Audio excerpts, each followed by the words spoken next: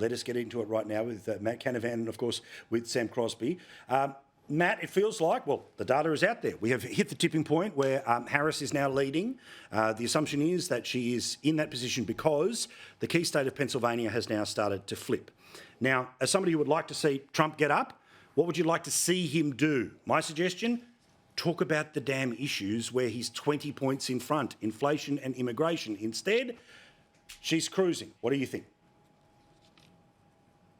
Look, mate, I haven't changed what I thought last week. I mean, there's a lot of noise, a lot of white noise right now, and people can react on a daily basis to that. But the fundamentals of this race haven't changed. It's going to be decided in those Rust Belt states. And as I said last week, I don't think Kamala Harris, a very left-wing senator from San Francisco, is going to resonate very well in those states. There's so much material. It will eventually hit. I mean, I think the Trump campaign's right not to throw all that out there just yet. There's plenty of time to go. They've got to pick their moment. And the reality is the Kamala campaign have spent an enormous amount of money. I've seen figures of $30, $40 million they've spent on advertising. Very unusual at this stage of the cycle, but obviously they're trying to generate some momentum, and that sort of money is going to do something. But you wonder whether they've really got a bang for their buck if they've just had a couple of points change in the polls for that kind of money being spent. But also, you know, Sam, it feels like, again, that when you get too deep into the reeds or too, counting the number of grains of sand on the beach, that's where we all are, right? Trying to look for what might happen. Of course, we don't know what next week, next month, I mean, literally where we were a month ago compared to where we'll be in a month, 2 months' time. But what's your sense? Are you surprised that it has gone this way this quickly? Are there things she needs to do to step beyond what she's currently doing? Look, I'm absolutely surprised it's gone this far this quickly. To Matt's point about the amount of money they're spending now, he's absolutely right. This is unprecedented, but so is dropping in a candidate at this stage with no primary. So she is as yet undefined in the American mind. I know everyone here and probably everyone watching has a very clear view of her.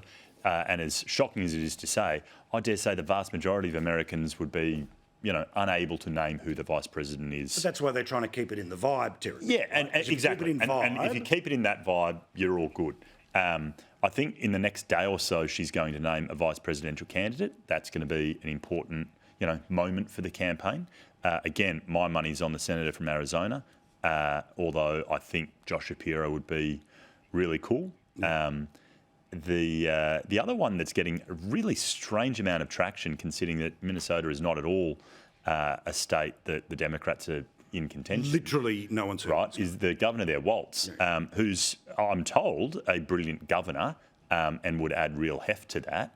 But I can't figure out why he's in the final three. Yeah. Well, it's this thing, look, he's good on telly and he's sort of good in supposedly sort of being able to speak Republican and flip some people, but we'll all see. Last one here, a couple of seconds each on it. Matt, the debate about debates.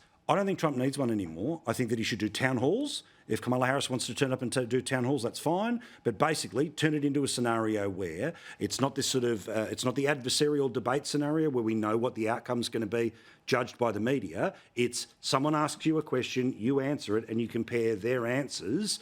And I think that the word salad is going to do very poorly in that scenario.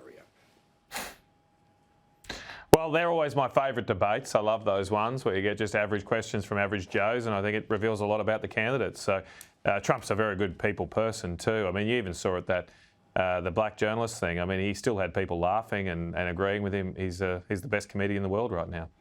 Yeah, all right. Sam, he's got a debater. He can't not debate her. If nothing else, his ego is going to. You're probably right in terms of should he or shouldn't he, but he's going to have to. But don't you just turn around and you say the debate should be, I'm not doing the journo thing, we can do it with normal voters. I think that's the closest he'll get to one if there's going to be. Yeah, maybe, but his ego's not going to let him stay out of it.